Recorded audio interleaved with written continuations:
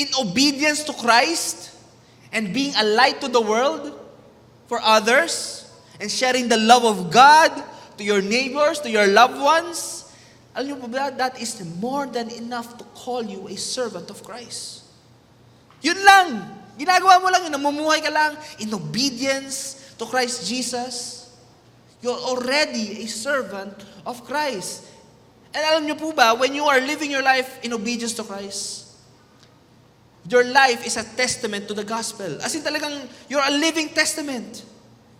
Pinapakita mo sa mundo na may something different sa'yo. Na in dark times, kahit mahirap ang pinagdadaanan mo, kaya mo pa rin mag-smile. Ang pangalan mo, ikaw. Amen. Are we excited for the word? Amen. Now before that, I would like to congratulate our youth represent for a successful worship night. Ano po, so ang dami pong na-bless. And kami po, talaga as yung mga nanood na mga during their practices, talaga na-bless kami that really it is by the work of God talaga that talagang nakompleto. And ang dami po, may mga nakatanggap po, and that was the whole goal of this, to evangelize to those that need the gospel message in their lives. Amen? That being said, punta tayo sa ating word. Now, alam po natin that last week, si Pastora, she preached on being a servant of Christ. Sino po nandito last week? Amen. So madami-dami rin po, no? So she preached on being a servant of Christ. And today, I will continue on that topic.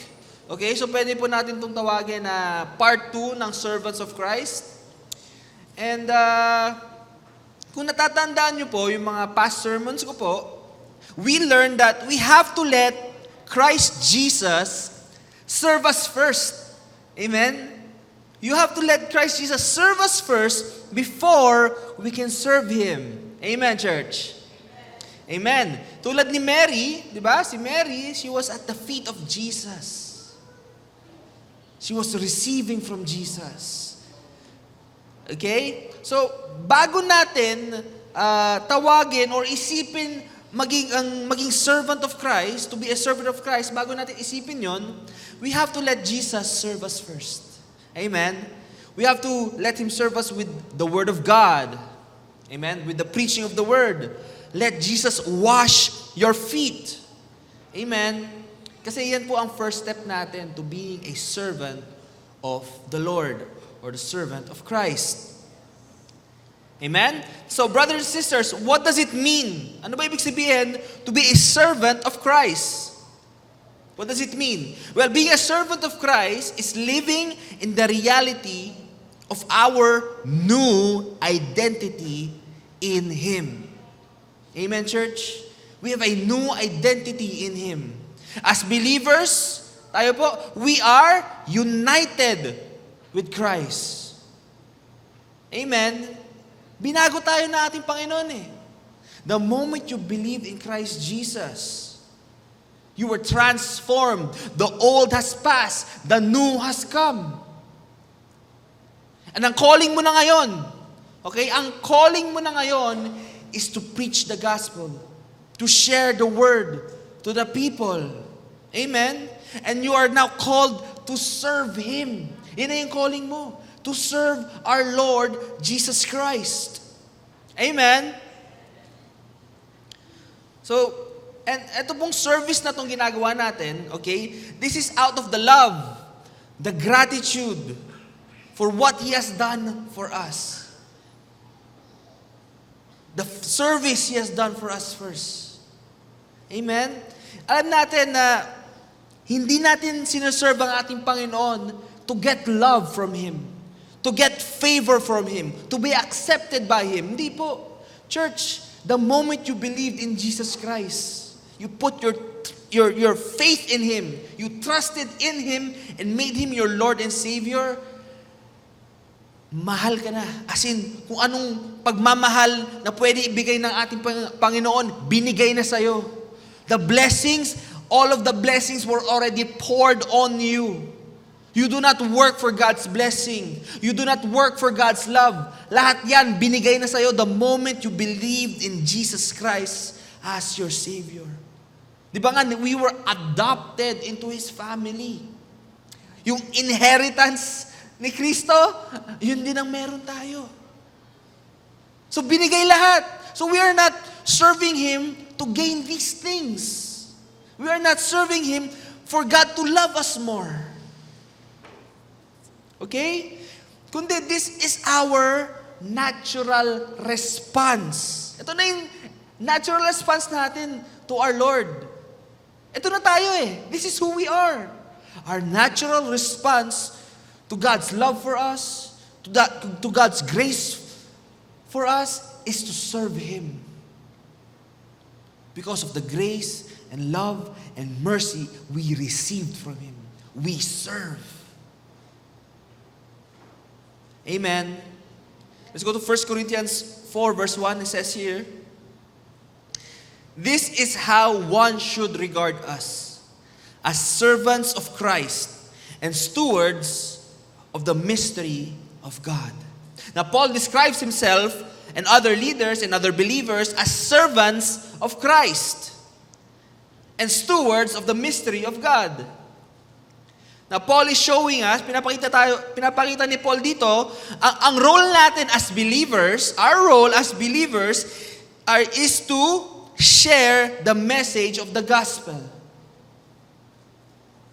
Amen? Yan ang role natin as believers, to share the message of the gospel to others. Ang dami po sa mundo na hindi pa naririnig na mahal sila ng ating Panginoon at namatay siya para sa kanila.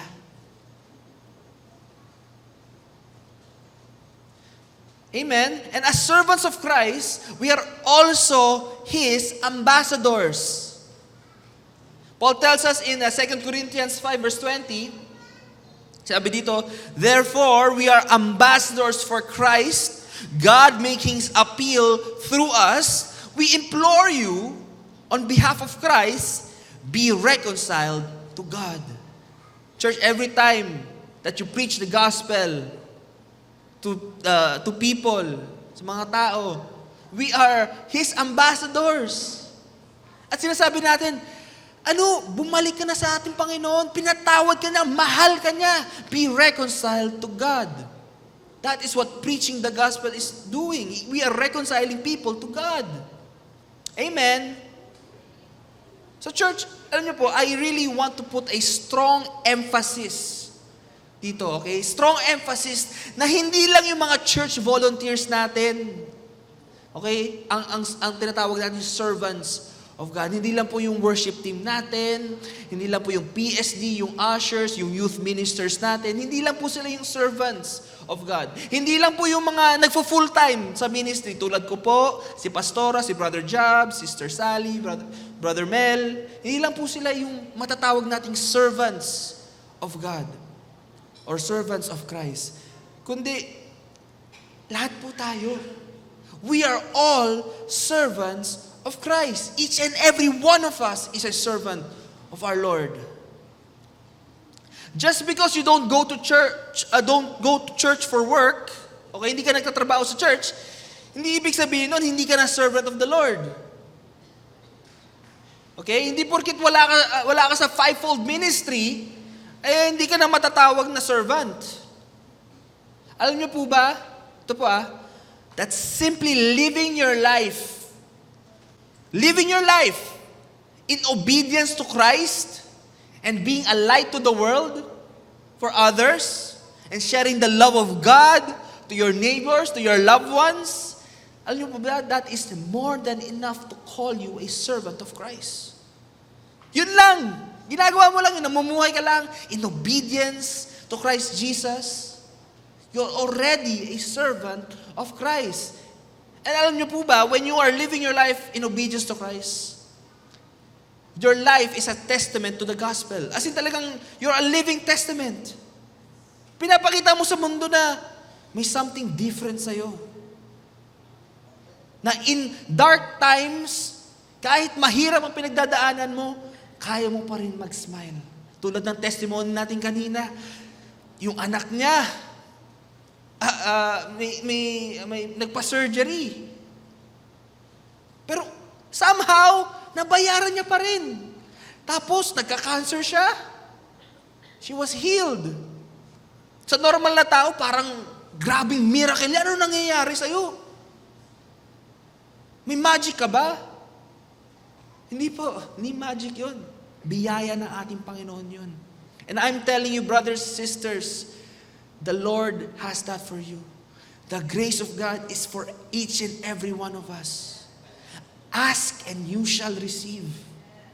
Every day, ask for the grace of God. Yes, it is freely given, pero iba pa rin yung pag humihingi tayo sa ating tatay, to our Father God. He will answer. Amen. So again, that is more than enough. Living a life obedient to Christ, being a light to others, sharing the love of God is more than enough to call you a servant of our Lord. At hindi po nakakapagod yan. Maniwala po kayo sa akin, hindi po nakakapagod maging light of the world or to share the love of God. Hindi po yan nakakapagod. Kasi unang-una, hindi naman galing sa atin yan. The light doesn't come from us. The grace doesn't come from us. The love doesn't come from us. The mercy does not come from us. We are not the source. The source is our Lord, our God, our Father. Yan yung source natin. And as I said before, being a light to the world, okay, is simply reflecting the goodness, the love, and the mercy, and the grace of our Lord to the world. Nire-reflect lang natin yung ilaw na ating Panginoon. Para tayong salamin. We reflect the light. Okay? Ang ginagawa lang natin, we dispense it to the people. Dispenser lang tayo of the grace. Dispenser lang tayo of the love, the mercy. We just dispense this. Amen? So, hindi po nakakapagod. And alam niyo po, si Paul, sobrang naiintindihan niya na to na, hindi naman galing sa akin yung lakas na to. Hindi naman galing sa akin yung resources na to. Tignan natin sa 1 Corinthians 15 verse 10, sabi nito, "But by the grace of God, I am what I am. And His grace towards me was not in vain. On the contrary, I worked harder than any of them, though it was not I, but the grace of God that is with me." So sinasabi ni Paul, matindi yung ginawa ko, nagtrabaho ko, I worked harder than the others. Pero hindi ako yun. Hindi ko lakas yun. Naiintindihan na hindi siya yung source. Hindi siya yung foundation. Meron siyang ibang tinatayuan na lakas. Meron siyang kinukuhaanan ng lakas. It was not from himself, but from the grace of God that was planted in him. Doon siya humuhugot. Kaya hindi siya napapagod. Kaya kinaya niyang maglakad, ma-shipwreck, mabugbog, ma-imprison for the Word of God. Kasi alam niyang kahit anong mangyari, I still have the grace of God in me that strengthens me. Kaya si Paul, sabi niya, I can do all things through Christ who strengthens me. Lahat yun dahil sa biyaya ng Panginoon natin. And I'm telling you, church, we all have access to that grace. At hindi yan mauubos. Kaya sinasabi ko sa inyo, hindi kayo mapapagod kung ang source po natin ay ang ating Panginoon Jesus. Amen. Okay? And I'll give you an example for this dito sa atin, sa church natin. Alam niyo po yung campus ministry natin. Familiar po ba kayo with our campus ministry headed by Sister Sally? Alam niyo po ba sila sobrang full of energy and sobrang excited to share the Word of God to the students, to these children. Anong oras sila nagigising? 5 a.m. para pumunta sa school, para magturo sa mga bata. Grabe, saan galing yung energy nila? Hindi ko alam. Hindi ko masasabi. Kasi ako po, kung nilagay niyo ako sa ministry, hindi ko magagawa yun. 8 a.m. na ako, 10 a.m. na ako nagigising. Hindi po talaga ako bagay sa ganun na ministry. Masyado maaga for me. So talagang grabe po sila kasi willing talaga sila and they want to do this. They are excited to do this. They look forward to sharing the gospel to those students. And paano na nakuha yung energy nila yun? I'm sure pag tinanong mo sila, sabihin nila, it's by His grace. Sa biyaya ng ating Panginoon, doon kami humuhugot. Amen. So, again, I would just like to acknowledge Sister Sally. I would like to acknowledge our campus ministry, yung mga ministers natin. And church, let's give them a round of applause. Talagang, church, I want you to understand that they are doing God's work. That is God's work. Alam niyo po ba yan? Picture natin. Again, thank you po. Kasi sobrang nakaka-bless kasi alam niyo po ba yung mga bata ngayon, hindi po kilala kung sino si Jesus. They have no idea who Jesus is. Ang tawag nila kay Jesus, Papa Jesus. Papa Jesus? God the Son nga siya eh. Paano naging Papa? Diba? So, iba-iba. Ibang-iba na po. And as I said, they are doing God's work. They are sharing the gospel to these children, planting the seed of the gospel. And I pray na talagang it grows, it manifests in their life, and pati yung parents nila, masharan nila. So really, I'm telling you, they are really doing God's work. Now, if kayo po, may heart po kayo to teach children, may heart po kayo to share, and itong ginagawa nila sa campus ministry, and interested po kayo, lapit po tayo kay Sister Sally. And I'm sure mahahanapan kayo ng tamang oras and slot for that. Amen? So, yun po. Yun po talaga, sobrang nakaka-proud po sila. They really doing God's work. And alam nyo po, mas madami ng schools ang nag-open for our campus ministry. So, we need more people. If that's you, if you think, if the Spirit is telling you and leading you to campus ministry, wag po tayo mahiya. Punta po tayo. Okay. So, in brothers and sisters, they are effective in ministry. They have the power, the energy, because of the grace of God in their life. Yun ang source nila. So, brothers and sisters, I want to encourage you. Okay? Being in a ministry, okay, is just one of the many ways. Isa lang yan. Okay? Isa lang yan to many ways to serve our Lord, to be a servant of our Lord. Alam niyo po ba, ang pagiging parent, that is a service. That is you being a servant to our Lord. Sino mga parents dyan? Parents, yan, taas kamay. Amen.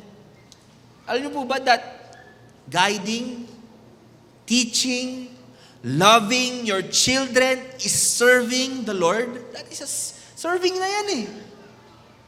Kung sa tingin nyo, sa church lang ang serving, hindi po. Pati sa bahay nyo, in your own household, you are already serving the Lord. Parents, alam nyo, this is one of the most impactful things or impactful ways to be a servant of Christ. The influence you have on your children will influence how they will live their lives and how they will interact with their friends. Tapos tuloy-tuloy na yun, how they will choose what to do in their life. Sobrang impactful po ng ang mother, ng role of a father. And grabe, sobrang importante po ng ginagawa nyo, raising up children. And sobrang importante rin po that you let your children know that you love them. Ipaalam mo na mahal nyo sila. Sabihin nyo sa harapan nila, kahit sabihin, ano ba man, nakakahiya. Nasa church tayo, wag mo, nakakahiya. Just tell them you love them. Iparamdam mo sa kanila na mahal mo sila. Kaya parents, again, love your children, but not just with earthly love, but with the God kind of love. Agape love. Okay, that is the God kind of love. Kasi kayo po, parents, tanggap niyo yung mga anak niyo, regardless kung sino man sila, regardless kung ano man nagawa nila, mahal niyo pa rin sila. Amen? So, parents, love your children. And sabi sa Proverbs, train up your child in the way they should go. Okay? Dalhin niyo po sila dito sa church. Okay? Dalhin niyo sila dito sa church. Basahan niyo sila ng Bible, ng Scripture. If they are old enough to understand, mag-Bible study kayo. Importante po yan. That you build up their foundation in the Word of God. Kung ayaw nila makinig, sharean mo pa din. Wala silang magagawa, kayo yung magulang eh. Sharean mo pa din. And don't forget to pray for them. Pray for your children daily. As much as you can. Alam niyo po, ang mga anak nyo, and I'm sure kayo rin naman, hindi lahat yan ay ikinikwento nyo sa magulang nyo. Di ba, Ram? Hindi lahat yan sinishare nyo sa magulang. Kayo din naman, yung time nung teenager kayo, yung younger kayo, you don't always share to your parents. So hindi nyo po alam ang pinagdadaanan ng inyong mga anak. So what you can do is to pray for them. And trust that the Lord will protect them. So you share the word to them. You pray for them. Kung ayaw pa rin nila makinig, hindi mo masama sa church, hindi pa rin nila tinatanggap yung message ng ating Panginoon, that's fine. Just keep on sharing. Turo niyo po yung kapatid ko. Ilang taon na siya sa church, ngayon lang siya na born again, ito lang. Because my mother never stopped sharing the Word of God sa aming magkakapatid. Amen? Just plant the seed of the gospel message in their hearts. But remember that the harvest is the Lord's. The harvest is the Lord's. Trust that the Lord will do a good work in their life.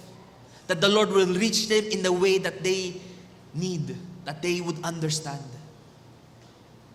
Amen, parents? Amen. Okay. So again, these are just some of the many ways. Okay, many ways to be a servant of Christ. Huwag po natin isipin na, ay hindi kasi Zach, attendee lang ako. Ma-attend lang naman ako eh, uwi na ako. Hindi ka lang attendee. You are a co-minister of the gospel of Jesus Christ. Uulitin ko po living your life as a Christian, boldly professing your faith in Christ Jesus to the world is more than enough to call you a servant of Christ. More than enough na yan. Sabihin nga natin lahat, I am bold in my faith. Sabihin nga natin lahat, I am bold in my faith. Amen. So brothers and sisters, oras na po para ipagmalaki natin sa mundo ang natapos na gawa ni Kristo, ating Panginoon. Pagmalaki po natin yan. Wag po tayong mahiya to share this message na binago ako ng ating Panginoon. He saved me and He has given me eternal life. Na wala ng condemnation sa puso ko. That He has healed me. Pagmalaki po natin yan. Alam niyo po, ito po sa majority of Christians, hindi ko po maintindihan kung bakit ganito sila eh. Alam niyo po yung pag kunyari may tao na may bagong diet sila. May bagong diet sila. Grabe talaga kung pag malaki nila, yung pagkalat nila na nakabagong diet sila. Hindi kasi ako ngayon, naka-keto ako ngayon. Naka-keto ako yung, hindi ako ngayon, naka-vegan diet ako walang animal products ang kinakain ko. Hindi, naka-IF ako, IF. Mamaya pa akong 7 p.m. kakain. Hindi, OMAD ako. 1 meal a day. Kala mo kung pag malaki nila, alam mo ba ginagawa nyo doon? You are evangelizing this diet. Ini-evangelize nyo sa mundo. Nakaganto ako. Sinishare nyo pa sa Facebook, sa IG. Pinagmamalaki nyo. Kala mo talaga may abs ka na para pag malaki mo eh. Kita mo na yung result para pag malaki mo. Okay? Now church, don't get me wrong. wala pong problema sa akin ang mga ganyan na diet, mga fad diets, mga IF, OMAD, keto, vegan, vegetarian, pescatarian. Bahala po kayo. If that is the way you want to get healthier, if kung pumapayat po kayo dyan, good. Good for you. Mabuti po yan. Pero alam niyo po, ang totoo dyan when it comes to diet, calories in, calories out. Ano naman kung 1 meal a day ka, isang 10 pieces of pizza ang kinain mo. Sayang naman yung diet mo, sayang naman yung fasting mo. Ang tao po, may certain calorie limit lang yan per day.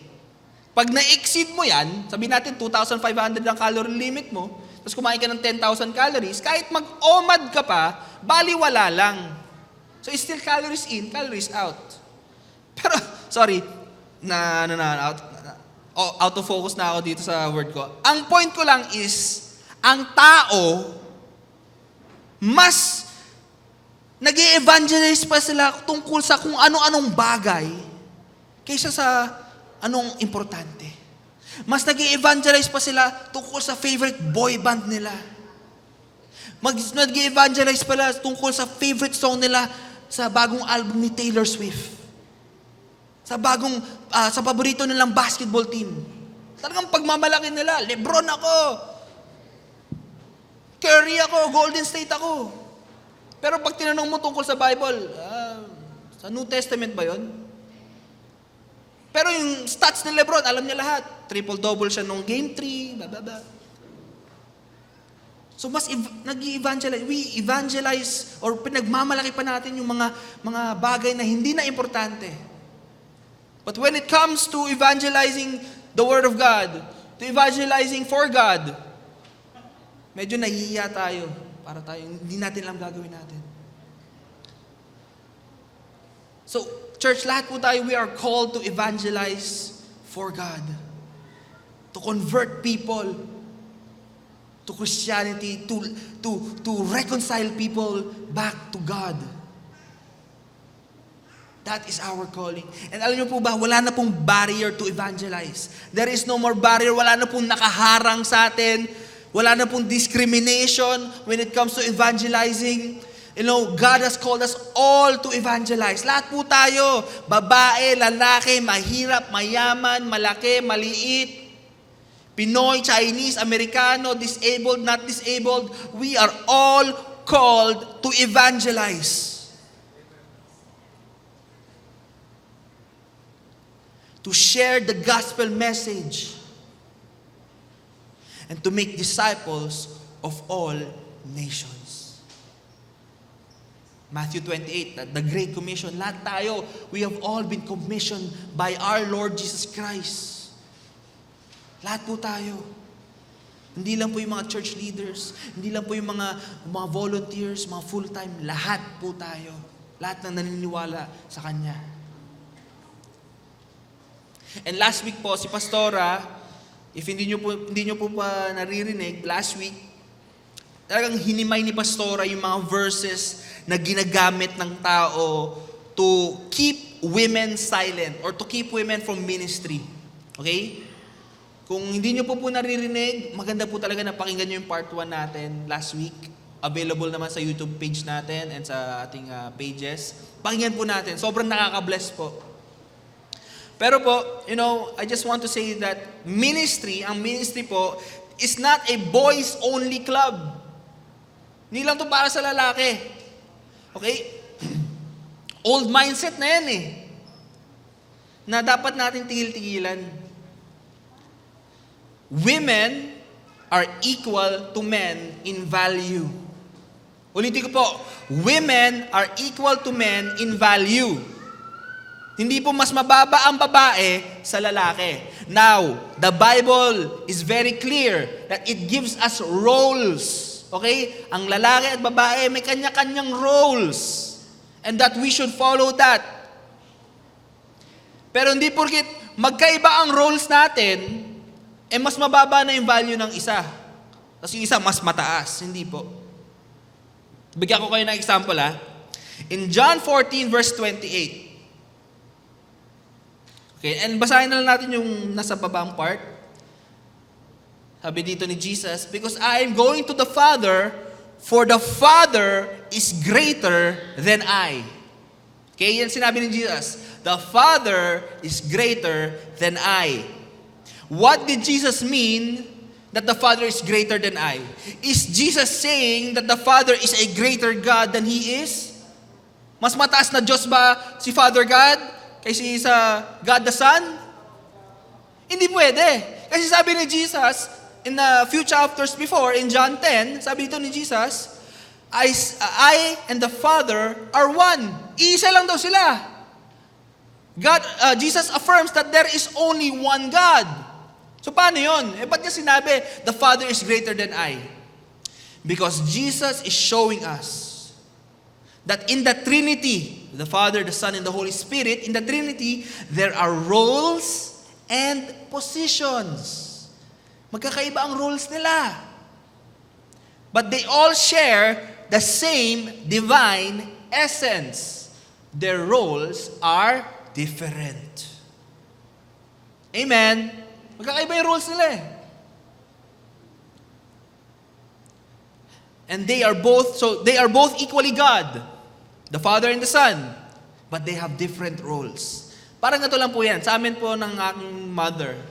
Masasabi ko po that my mother is greater than me because, unang-una, she's my mother. Pangalawa, she's my boss.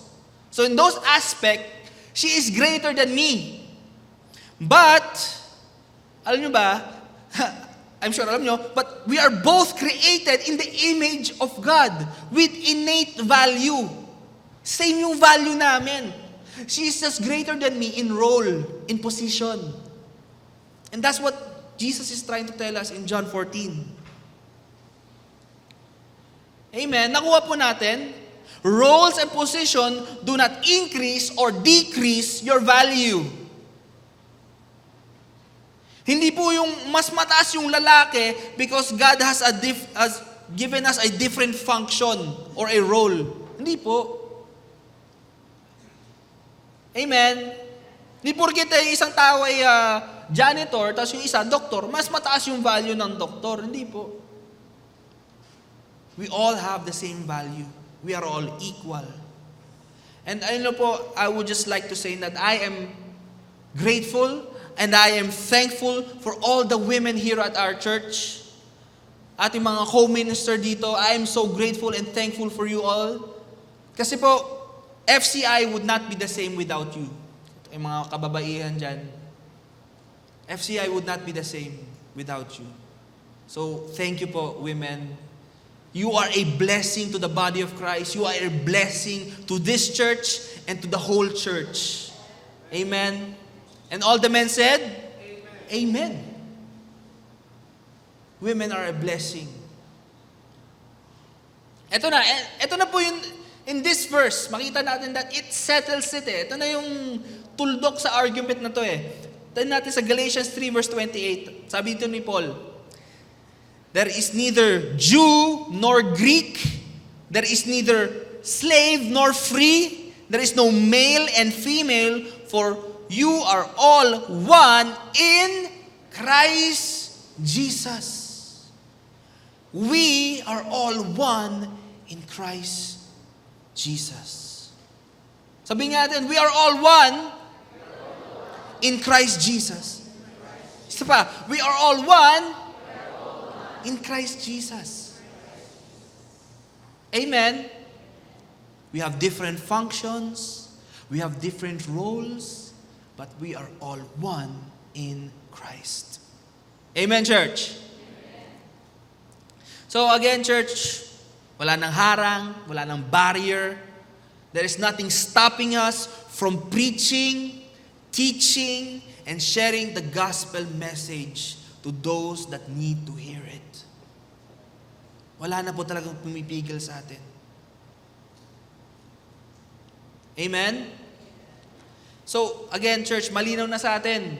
Malinaw na sa atin that we are all servants of Christ. Amen? Now, si Paul naman po, although he calls himself a servant of the Lord, may matindi siyang sinabi. in many of his books eh. May matindi siyang sinulat. Yes, Paul calls himself a servant of the Lord, pero in some books he wrote, he calls himself a bond servant. Okay, a bond servant. Now in the Greek, if hahanapin nyo yung meaning ng bond servant, the translation of that word is doulos. Okay, doulos, which means slave. Okay? Paul refers to himself as a slave to Christ. Sa Strong's Concordance, ito po yung usage of this word. This is how Paul uses the word slave. Okay? So, yun nga, a slave, bondman, a man of servile condition, one who gives himself up to another's will, those whose service is used by Christ in extending and advancing His cause among men. Devoted to another to the disregard of one's own interest. Okay? So sinasabi dito na si Paul po, as a slave to Christ, he is more interested in Christ's mission or what Christ wants to accomplish than his own comfort and interest. Ganun po si Paul. Now, I need to explain that ang slavery po in the Old Testament and in the New Testament are different from how we understand slavery today. Magkaiba po talaga yan eh. The slavery we are familiar with, especially dun po sa United States, sa US, was largely based on the color of your skin, where you were from, at very discriminatory in nature po ang slavery nila. So, I'm sure alam naman natin that yung Americans po in the past, white Americans had black slaves. At naniniwala po sila na these people, these black slaves are lesser humans. Kaya okay lang daw maging slave sa kanila. But we know that is wrong. So ganun po ang basihan ng slavery in the US or in the world. But in the Bible, hindi ganun. Magkaiba po. Slavery in the Bible was more like indentured servitude. Ano yun? For example po, may utang po ako sa aking mother. Okay, may utang ako sa aking mother, hindi ko kaya bayaran. So what I'm going to do is I'm going to work for her for free. Hanggat mabayaran ko yun, for free, mag-work ako. Also, kung kapwa Hebrew yung slave nila, 7 years lang siya pwede maging slave. After nun, he is free to go. Okay, he is free to go. And during the year of Jubilee, the slave can decide if he wants to stay a slave or be a free man. So magkaiba, walang ganun sa sa modern slavery na after 7 years, di mo na ako slave. Walang ganun. So, it is completely different. Wag po natin i-compare ang modern understanding natin of slavery to what the Bible meant. Amen? Now, habang inaaral ko po itong sermon natin, habang inaaral ko, the Holy Spirit gave me this revelation na that a man is always a slave to something. Ang tao, kailangan lagi ng tao may master siya. Always yan. Lahat ng tao ay alipin sa isang bagay. And when I saw this verse in Romans 6, verse 16, talagang na-confirm na tama nga itong revelation na binigay sa akin. Sabi dito, don't you realize that you become the slave of whatever you choose to obey? You can be a slave to sin, which leads you to death. Or you can choose to obey God, which leads to righteous living. Amen. So ang tao is always a slave to something. For some, they are slaves to money or to their jobs. Others are slaves to their addiction. Pwedeng alak, sugal, yung iba, mas bata siguro sa gacha, sa ML. Yung iba naman po, they are slaves to their relationships, to their partners, to their families. Now again, what I mean by slave is how Paul uses the term. One who gives himself up to another's will. Willingly,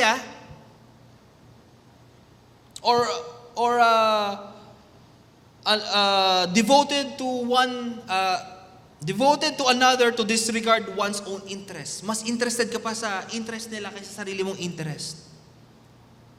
Now, brothers and sisters, we all have to make a choice here.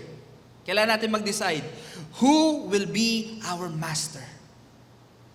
Sino magiging master mo? Who will be enslaved to? Kanino tayo magpapasakop? To finite things like money, people, or our vices, your addictions, mga bagay na uubos sa'yo, and alam natin, uubusin ka niyan. Especially our vices, uubusin ka niyan. Ang tao, uubusin ka ng tao. Pera, uubusin ka niyan. Or, magpapasakop ba tayo to a loving master who gave himself as a sacrifice for you? Kanino tayo papasakop? The one who supplies all your needs or the one that drains all your funds? Let me remind you of who Jesus is as a master. Okay? He is the good shepherd. Yan yung master, that is the character of Jesus. Let's go to Psalms 23. Psalms 23 verse 1. It says here, the Lord is my shepherd, I shall not want. He makes me lie down in green pastures. He leads me beside still waters. He restores my soul. He leads me in paths of righteousness for His name's sake. Even though I walk through the valley of the shadow of death, I will fear no evil, for you are with me. Your rod and your staff, they comfort me. You prepare a table before me in the presence of my enemies. You anoint my head with oil. My cup overflows. Surely goodness and mercy shall follow me all the days of my life, and I shall dwell in the house of the Lord forever. That is the type of master Jesus is. The good shepherd. And church, gusto kong pansinin natin to. Pansinin natin to in verse 1. Sabi dito, the Lord is my shepherd, I shall not want. Okay, specifically the word want. Ibig sabihin that He not only fulfills our needs, but He also fulfills our desires, the desires of our heart. Alam niyo po, ang need, that is for surviving. Okay? Ang need po is for surviving. Tulad ng we all need food. Amen? We all need water. We all need shelter. That is the three basic pillars of survival. Food, water, and shelter. Lahat tayo kailangan yan. Okay? Pero ang want naman po, want is a luxury. Want is a luxury. So what type of food? Lechon. What type of drink? Coffee, milk tea. What type of shelter? Condo. Kayo bahala. Mansion. Those are luxury. Amen? So again, church, the Lord is my shepherd, I shall not want.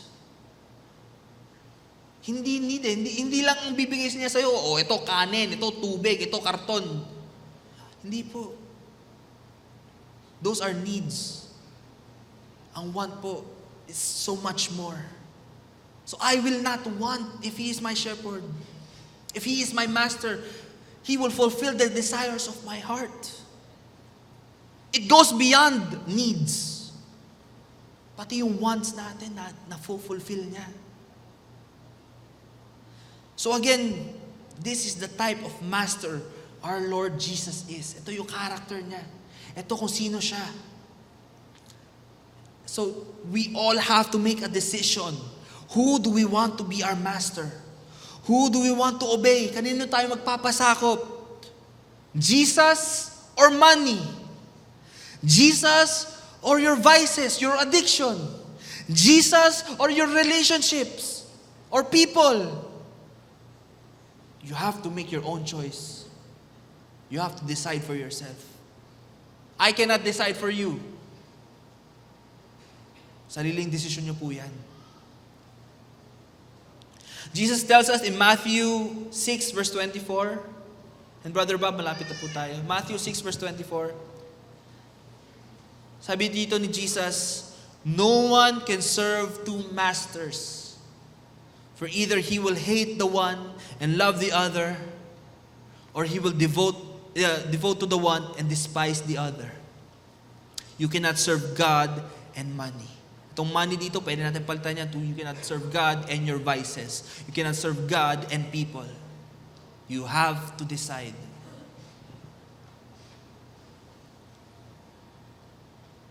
Alam niyo, brothers and sisters, there are things in our life that are hindering us from living our lives the way God wants us to live. May mga bagay tayong pinaghahawakan pa eh, that God wants us to let go. That God is asking you to choose Him in every area in your life. He is asking you. He is pleading with you. Ako na lang. Wag na yan. Ako na lang. Bitawan mo. Let me be the master of your life. Hindi lang po in your Christian life. Hindi lang po in your social life. God wants to be the master of all parts of your life. In your workplace, He wants to be the master. In your household, He wants to be the master. In your family, He wants to be the master. In your finances, God wants to be the master. Hindi, Zach, ano kasi kailangan ako ang master sa finances ko? Kasi budget is tight right now. Nakikita mo naman yung ginagawa nila sa flood control ngayon eh. Ginagamit na yung taxes natin, ninanakawan lang tayo. So kailangan ko kontrolin yung budget ko. Brothers and sisters, I am telling you, yes, nakakainis po yung mga pinagagawa nila sa tax money natin. Ako, pinanood ko yung Senate hearing, talagang parang pointless pakinggan eh. Ba't ba siya yung nagtatanong questions? Parang wala naman tong utak, sorry. Pero talagang nakakainis. Nakakainis talaga. But I'm telling you that if you put God as master of your finances, watch Him take a seed, a small seed, and grow it into a field for you to harvest.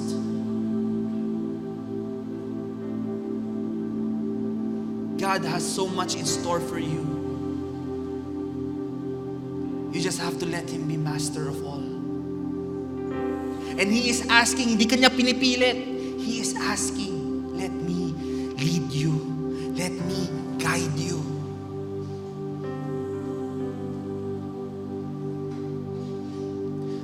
Brothers and sisters, ito na po yun eh. I want us, ito yung prayer ko para sa atin, and this is my prayer for myself. I want us to be so deep in the Word of God. To be so in love with God that we become like Paul, na he would boldly call himself a slave to Christ. Pagmamalaki niya, alipin ako ng ating Panginoong Jesus. Pagmamalaki niya sa mundo. I want to be like that. That I would do, and I will do His commands without questioning, without doubting Him. Pag sinabi ni Lord, go, tatakbo ako. When He says jump, sasabihin ko, how high? Gusto ko ganun ako. Church, right now, hindi pa ako ganun eh. Wala pa ako dun sa stage na yun, but I am praying na umabot ako sa ganun. And that is my prayer for all of us na ganun ang mindset natin that I want to be that. I want to be so in love with the Lord that I will obey His command without questioning it. Wala pa ako dun. Promise, wala pa ako dun. But God is not asking for your perfection. He's asking for your progression. Baby steps. Increments lang. Amen? So, you will trust His commands. You will obey His command because you trust Him. Because you know that He is good. You will obey Him because you know He is good, that He is trustworthy, and that He will never bring you harm. That is the Master I serve.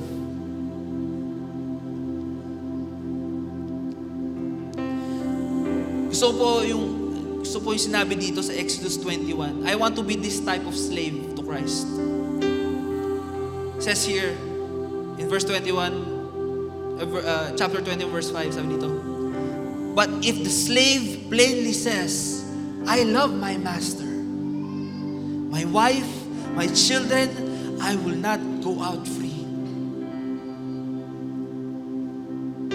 Itong slave na to, naiintindihan niya how much his master loves him.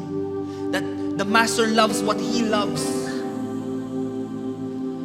Alam niyo po ba that once you understand how much the master loves you, brothers and sisters, I am telling you na hindi niyo na po gugustuhin umalis sa presensya niya.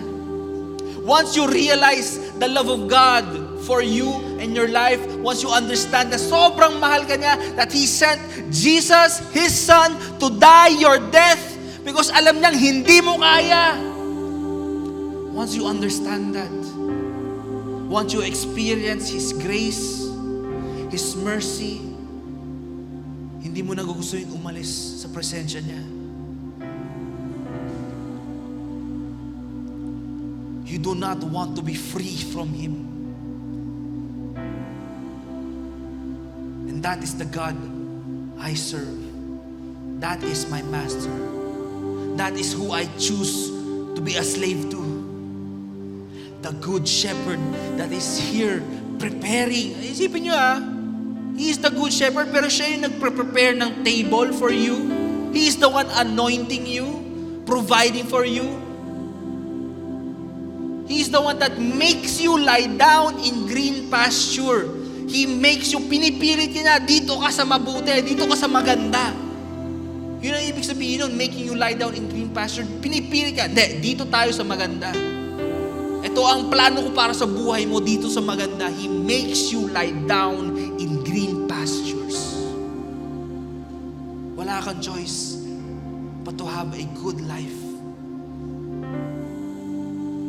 That is the master that I serve. That is the master I obey.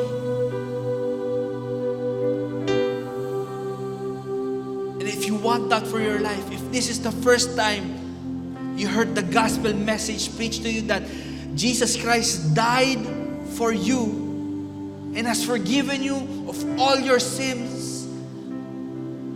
and that there is no condemnation for those that believe, and you want Him to be your master in your life, you want the good shepherd to be your master, this is your opportunity to accept Him, to receive Him.